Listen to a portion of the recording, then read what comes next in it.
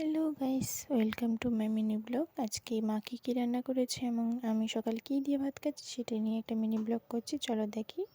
এখানে আছে ভাত, এখানে আছে করলা ভাজি, তার পাশে আছে করলা আলু ভাজি, কারণ কি আমি তিত করলা খাই না। এখানে আছে ডাল, তার পাশেই আছে মাছের ঝোল। তো এখানে মা ডিম আর মাছ একসাথে ঝোল করেছে, কিন্তু আমার ডিমটা খেতে ইচ্ছে করছে না দেখে আমি মাছটাই নিয়েছি।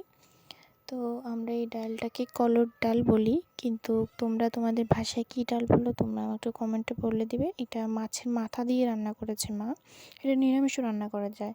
তো চলো, আমাদের বাড়িতে আজকে সকালে এইটুকুই রান্না হয়েছে। তোমাদের বাড়িতে কী কী রান্না হয়েছে তোমরা আমাকে জানিয়ে দিও।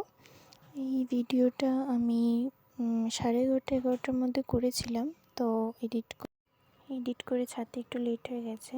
তো আমার মিনি ব্লগগুলো ভালো লাগলে like, comment, share and subscribe করে দেবে। থ্যাংক ইউ আমার পুরো ভিডিওটা দেখার জন্য। আমি প্রার্থনা করি তোমাদের সকাল শুভ যাক সকলে।